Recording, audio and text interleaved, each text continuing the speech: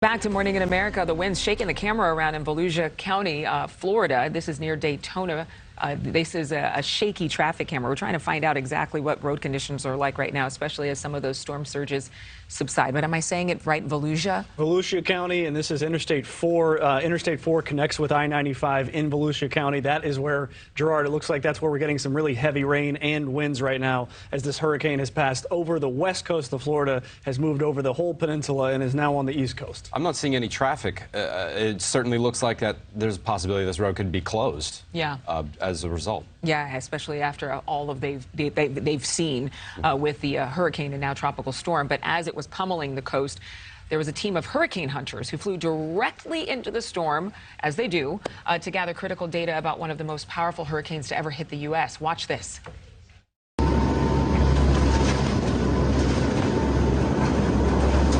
Oh, there goes the signs. There goes the beds. Holy cow. Okay, we want to bring in part of that team, Nick Underwood, aerospace engineer for the National Oceanic and Atmospheric Administration. You're saying this is the worst flight you've ever experienced? Yes, I've been chasing storms with NOAA for the last 6 years, and that pass through Hurricane Ian was the worst one that I've been on so far. Describe what you were feeling. A lot of turbulence, both up and down and in the lateral direction, which for us is a lot more unsettling. And there was also a ton of lightning outside, both in the eye wall of the storm and even in the eye once we got in there. That was one of the most impressive things I saw as well, the lightning. A question for you, which is, I mean, the hurricane hunters, they're used to flying in violent conditions like this, the turbulence for one, but one of the benchmarks was Hurricane Hugo in 1989. I've talked with hurricane hunters before. They said it actually damaged the inside of one of the aircraft. It might have been one of the P-3 Orions. Was it to that level?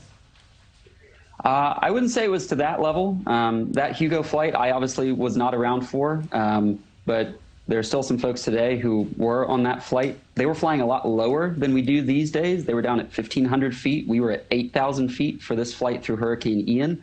And actually, the aircraft we were on yesterday morning, Kermit, that was the aircraft that was going through Hugo, and there's actually a dent in the steel bar that runs the length of the aircraft because a toolbox got loosed and went up and made that dent back in 1989.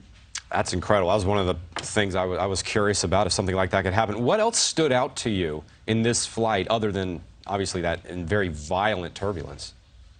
Violent turbulence, the lightning. The thing that always stands out, even though it's just a common thing on all of these flights, is just the professionalism of the crew. The pilots up front, the flight engineers, the meteorologists on board looking at the radars, making sure we're not going through anything too violent, the technicians, the scientists, the ground maintainers who are taking care of the aircraft before we even go off and fly. Just the professionalism and the dedication by that team is always impressive. It's amazing. And I understand your family actually lives in Florida. How are they doing? I live with my girlfriend in Florida. They evacuated over to Melbourne on the Atlantic side. I texted her this morning. It sounds like they're doing just fine. Okay. Nick Underwood, thank you so much. And, of course, Gerard, very familiar with hurricane hunters and storm chasers, a storm chaser himself. We have a lot more news to come, right, Mitch? That's right. We have a ton more news, and we're going to cover a lot of Hurricane Ian. Again, it's now a tropical storm. It's moved over to the East Coast. He mentioned Melbourne. I thought they would be kind of in the crosshairs, but I guess the storm's a little bit north of there now. If you can get out of the way of the surge, that's the ticket. And thank you to those guys who put their lives on the line to give us the data to be able to forecast these things. Those hurricane hunters giving crucial data as a public service, but also for our weather teams. Thank you for watching. Go to newsnationnow.com to find NewsNation on your television provider. And don't forget to click the red subscribe button below to get more of NewsNation's fact-driven, unbiased coverage.